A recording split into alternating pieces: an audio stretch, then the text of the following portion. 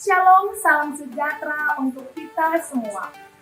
Perkenalkan, nama saya Oki Safitri Pinem, pendamping sekami Paroki Santa Maria Ratu Rosari Tanjung Selamat, Medan.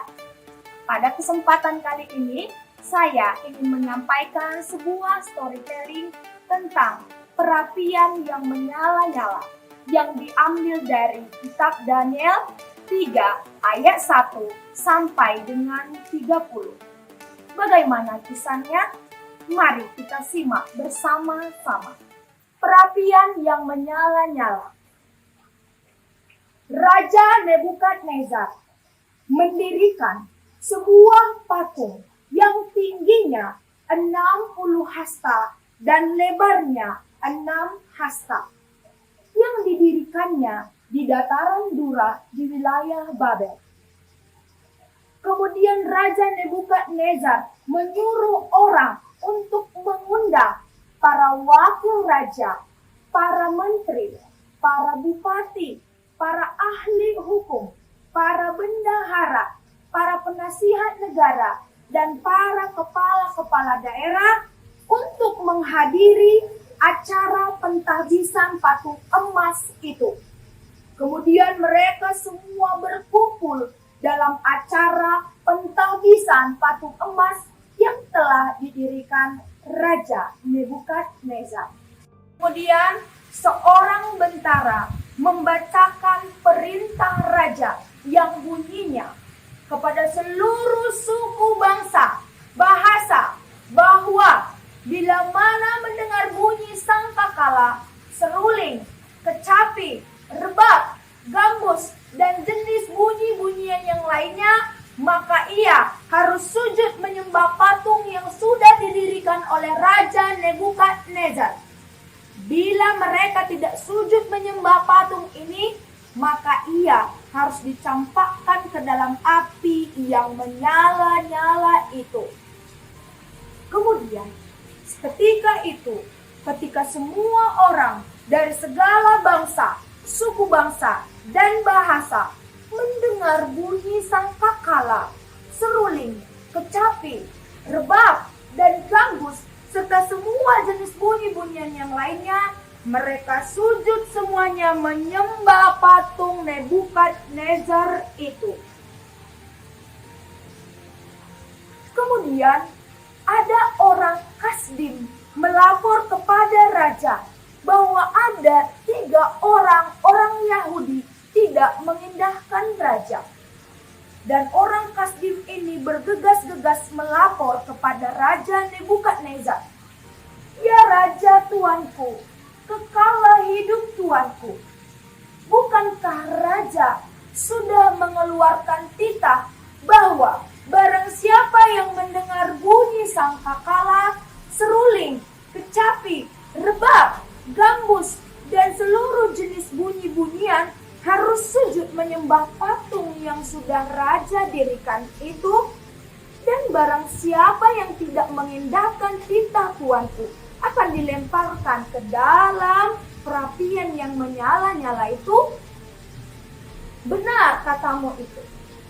Ya Tuan, tetapi ada 3 orang Yahudi yang tidak mengindahkan titah raja tersebut, yaitu si Sadrak, Mesak, dan Abednego.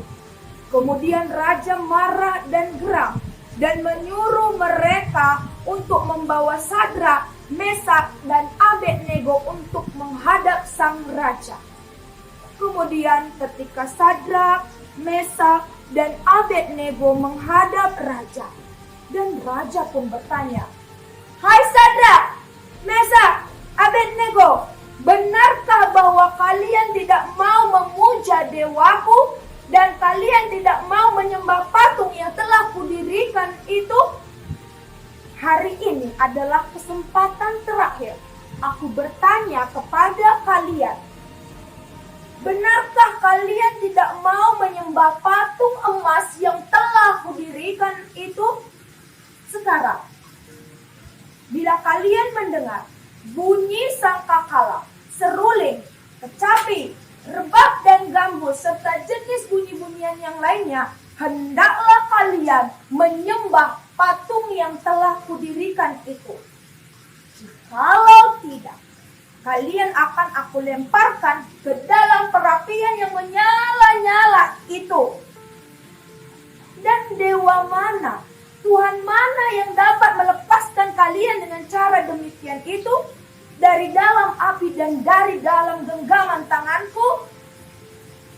Kemudian Sadrak, Mesak, dan Abednego menjawab kepada raja, "Ya Raja Tuanku, kami tidak mungkin menjawab hal ini kepada Tuanku. Sepertinya Raja Tuanku sudah mengetahui apa jawaban kami. Maka Allah yang kami puja itu akan melepaskan kami. Seandainya pun tidak, ya Raja, kami tidak akan menyembah dewa Tuanku, dan kami tidak akan menyembah patung emas yang Tuanku Raja dirikan. Kami akan tetap memuja Allah kami." Seketika itu murkalah raja terhadap mereka, dan raja menyuruh para bentaranya untuk memanaskan perapian itu 7 kali lipat panasnya daripada biasa. Karena begitu marah raja mendengar jawaban Sadrak, Mesak, dan Abednego. Kemudian para bentara mengikat ketiga mereka dan memasukkan Sadrak, Mesak, dan Abednego ke dalam perapian yang menyala-nyala itu. Karena begitu panasnya api itu, orang-orang yang membawa Sadrak, Mesak, dan Abednego itu lebih dahulu hangus dan mati kebakaran saking panasnya. Tapi Sadrak, Mesak, Abednego jatuh ke dalam perapian yang menyala-nyala itu. Kemudian beberapa waktu kemudian raja melihat ke dalam perapian itu, dan dia berkata kepada menteri-menterinya, "Bukankah 3 orang yang kita campakkan ke dalam api itu?" "Ya, benar ya Raja Tuanku. Tetapi aku melihat ada 4 orang di dalam perapian itu, dan mereka berjalan bebas di dalam api itu, dan tidak ada luka apa-apa pada mereka. Dan orang keempat itu sepertinya adalah anak dewa." Kemudian raja mendekati perapian itu dan melihat Sadrak, Mesak, Abednego. Kemudian raja memanggil mereka, "Sadrak, Mesak, Abednego, keluarlah." Kemudian Sadrak, Mesak, Abednego keluar dari perapian yang menyala-nyala itu. Dan para menteri, para wakil raja, para bupati, dan para penguasa tinggi berkumpul dan menyaksikan. Tidak ada terjadi apa-apa pada Sadrak, Mesak, dan Abednego. Rambutnya tidak hangus, bajunya tidak berubah apa-apa, dan bau asap kebakaran pun tidak ada pada mereka. Dan Raja Nebukadnezar berkata, "Terpujilah Allahnya Sadrak, Mesak, dan Abednego, karena Dia melepaskan mereka dari perapian yang menyala-nyala itu. Terpujilah, terpujilah." Kemudian Raja Nebukadnezar menyuruh segala bangsa, suku bangsa, dan bahasa supaya tidak ada seorang pun untuk menghina Allahnya Sadrak, Mesak, dan Abednego itu. Barang siapa yang mengetahui bahwa ada yang menghina akan dipenggal-penggal dan rumahnya akan dirobohkan. Kemudian Raja mengingatkan dan mengundang Sadrak, Mesak, dan Abednego. Dan diangkatlah ketiga orang ini menjadi pejabat tinggi pada zaman pemerintahan Raja Nebukadnezar itu di wilayah Babel. Nah, saudara-saudari sekalian yang dikasihi oleh Tuhan kita Yesus Kristus, baru saja kita sudah mendengar storytelling tentang perapian yang menyala-nyala. Ada dua hal yang dapat kita petik dari dalam cerita tersebut. Yang pertama adalah tentang kesetiaan dan ketaatan Sadrak, Mesak, dan Abednego. Mereka tetap setia dan percaya kepada Allah yang mereka sembah meskipun dihantui dengan ketakutan. Meskipun diiming-imingkan dengan 7 kali perapian yang lebih panas, mereka semakin taat kepada Allah yang mereka sembah, yaitu Allah Tuhan kita Yesus Kristus. Ya, bagaimana dengan kita saudara-saudari terkasih, anak-anak sekolah minggu, anak-anak OMK, apakah kita tetap percaya ketika ada badai menerpa kita? Tetapkah kita memuji Tuhan Allah kita bahwa Dialah Allah satu-satunya yang pantas untuk dipuji dan disembah? Apakah kita memiliki iman yang sama seperti Sadrak, Mesak, dan Abednego itu? Nah, marilah kita meneladani kesetiaan mereka, ketaatan mereka, bahwa apapun masalah yang menggoncang kita, tetaplah kita kuat dalam iman kita kepada Allah penyelamat kita, satu-satunya Allah yang wajib untuk kita sembah dan kita puji. Tidak ada dewa-dewa lain untuk kita puji.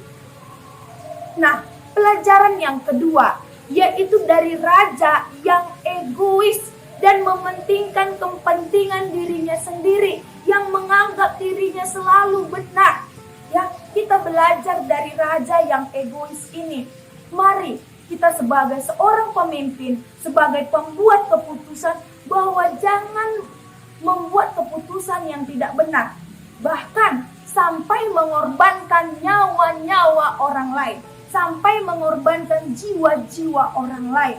Hendaklah kita dalam membuat sebuah keputusan dalam hidup kita, kita membuat suatu kebenaran berdasarkan perintah Tuhan dan berdasarkan komunikasi kita kepada Tuhan. Sehingga setiap keputusan-keputusan yang kita ambil akan menyelamatkan jiwa-jiwa orang. Bukan memusnahkan, tapi menyelamatkan jiwa-jiwa, menyegarkan jiwa-jiwa orang. Itu saudara-saudari sekasih, adik-adik sekami, teman-teman OMK, dan semua kita semua dimanapun kita berada, marilah kita meneladani sifat ketaatan dan kesetiaan Sadrak, Mesak, dan Abednego di dalam kehidupan kita sehari-hari dengan cara tetap mengandalkan Tuhan sebagai penyelamat kita. Meski apapun goncangan, kita jangan pernah takut bila kita di pihak Allah yang benar. Mari saudara-saudari sekalian, kita tetap hidup dalam kebenaran sehingga Allah yang benar yang akan melepaskan kita dari api-api yang mencekam kita itu. Sehingga Allah yang maha besar akan memberikan mujizatnya kepada kita jika kita tetap setia, percaya, dan selalu berdoa dan memuji nama Tuhan kita Yesus Kristus. Semoga storytelling ini, pesan dari storytelling ini bermanfaat bagi kita semua yang mendengarkannya. Tuhan Yesus memberkati kita semua. Terima kasih.